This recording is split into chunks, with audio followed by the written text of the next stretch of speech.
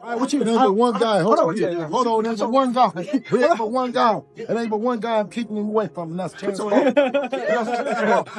Hey, but one guy. Everyone in the room picked you to win. Everyone that I asked. Everyone. Bro, Except for me, guess what? Because I heard he could really play. No. He can't even be Shakur. He can't. Ooh. You. What's your point? Lie to you?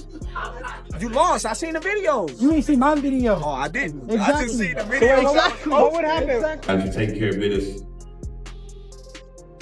How does you and Devin Haney in? How does that fight go? The knockout. Anyways. Devin Haney being at 147, he called Devin Haney out. What do you think about that fight if it's 1 or 2 fights away? It's kind of a tough fight right now because Devin Haney is right back at the top of his game. Devin showed that the weight loss was probably causing him to not have as good punch resistance, and it also probably wasn't causing him to have as much power or explosiveness as he has. He showed tremendous power, tremendous punch resistance in that fight against Norman, and for him to do that means that the weight was probably an issue. Now, if Keyshawn comes up, or if they even do a catch weight, a 143, 144, it's gonna be a very interesting fight because I think Devin has more tools and more IQ right now, but Keyshawn is different. So when you got a guy that's different, and that's why I also said Terence Crawford warned Devin Haney while backing Keyshawn Davis, insisting that Haney would struggle against Davis's power and relentless fighting style. I guarantee he'll beat you though. How you gonna bet on somebody I'm else? gonna bet on him against you. I will beat you. No, you can't beat me, but I bet he beat you and I beat Terence Crawford cautioned Devin Haney, saying the sport will chew him up if he underestimates Keyshawn Davis's power, hunger, and determination. Sport chew you up and spit you out. You know, out with the old and with the new. Ali, well, as y'all were asking questions, I think about Muhammad. Keyshawn Davis, backed by Shocker Stevenson and Terence Crawford like family, continues to learn from Shocker, who believes the moment has arrived for Keyshawn to shine. We kinda having our that. Yeah. Come on. Yeah. We getting past that, and that was your turn.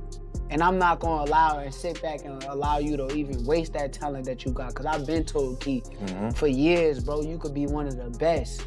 All you gotta do is just, boom. Yeah. Discipline. You know, with both of y'all being the best, they always gonna want it. And They I gotta know come with it. You know they always gonna want to see it, though. You know everybody always gonna want to see it. We get to see it.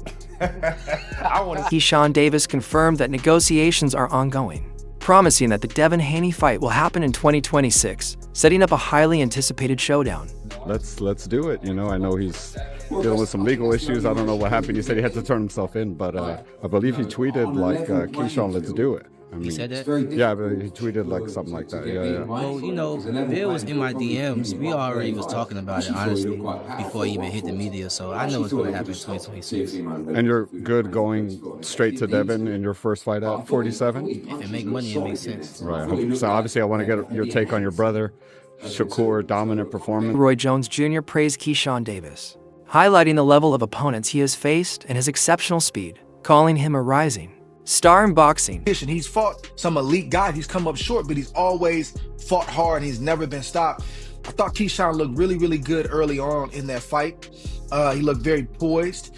And Jermaine was fighting a fight that you typically don't see him fight. Jermaine is known for being very physical, very rough, and he's going to make it dirty if he has to. He was laying back, and it looked like he was allowing Keyshawn to take some ground and get established, but then Ortiz flipped the script and changed the game plan.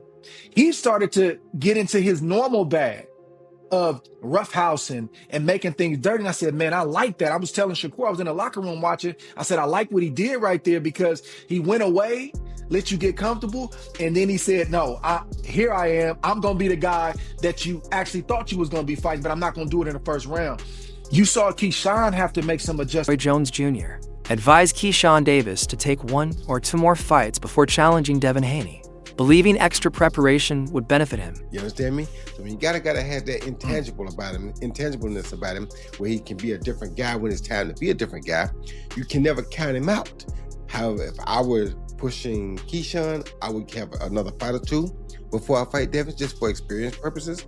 And if I was Devin, I would try to jump on it right now before he gets those couple fights, because the more experience he gets, the harder he's gonna become to beat. Yeah, that's gonna be a tough fight.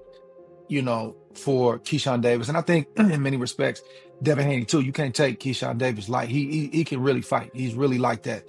The weight difference is a concern, and it's a fair question. Is he ready now? Is he ready a fight or two from now? But that's the fight, really. If you really want to scream, I'm back. That's the type of fight that you want, because obviously it's in the Turkey Al-Sheikh universe. And Greg Hackett shared his honest view on a potential clash between Keyshawn Davis and Devin Haney, explaining why boxing needs fights like this. According to Hackett, these matchups elevate the sport because both fighters understand each other's strengths and weaknesses, raising the stakes.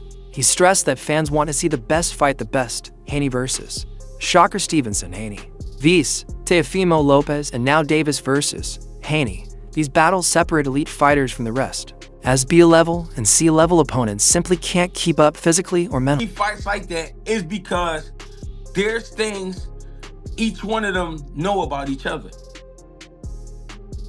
They know that those are great fights. We need those fights. We need those fights. We need the Dev and Shakur. We need the Dev and Tio. We need the Africa and Shakur, the Africa and Tio. Then we need the Gary Antoine mixed in there. We need the Lamont Roach mixed in there. It's a lot of guys. The Abdullah Masons mixed in there. It's a lot of guys we need mixed in there. You know what I'm saying? These are the fights we need. Those other guys, the B-class, C-class guys, they can't keep up with them, either physically or mentally, or both together. They can't keep up with them. You see it. What kind of message do you think Keyshawn, made it in possibly the 40 to 47 division, beating Jermaine Ortiz the way he did? I mean, I don't know. 47 is a different... Hackett also discussed Davis's recent win over Jermaine Ortiz, noting that while it was impressive at 140 pounds, moving up to 147 will present a different challenge. Still, he doesn't believe Davis is too small for the division, pointing out that fighters often appear bigger on television than they are in person. For Hackett, the key question is whether Davis can maintain consistency and composure as he rises. Given his talent, pedigree, and hunger, Hackett believes Davis can compete at a high level, and a fight with Haney would be exactly the kind of elite showdown boxing needs. Is he too small for 147? He looked good at 40. No, I don't think he's too small. These guys only look real big on TV. When you see these guys in person, they don't be that big. You know what I'm saying? So he's not too small, no. The thing is, with Keyshawn, can he keep it together? Can he keep it together mentally? If he can keep it together mentally, then we see great fights out of Keyshawn. If he do that he say he been doing, which I don't know if he was lying or not, saying that he was drinking and camp and shit like that, I don't know if that's true. I don't know if it's a lie. I don't know if it's, if he was telling the truth. I don't know. But if he can keep it together mentally, then we see great fights out of Keyshawn. Say Keyshawn Davis and Devin Haney happen next. Who would you favor? An analyst recently weighed in on Keyshawn Davis's bold claim that no one can beat him. From 140 to 147 pounds, Davis has been vocal about wanting to face Devin Haney before moving up to welterweight, a division many consider stagnant.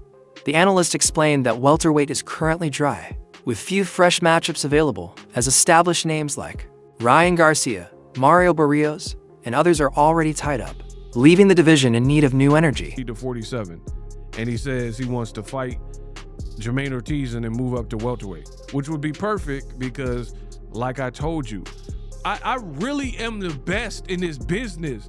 Like, everything I say is like clockwork, right?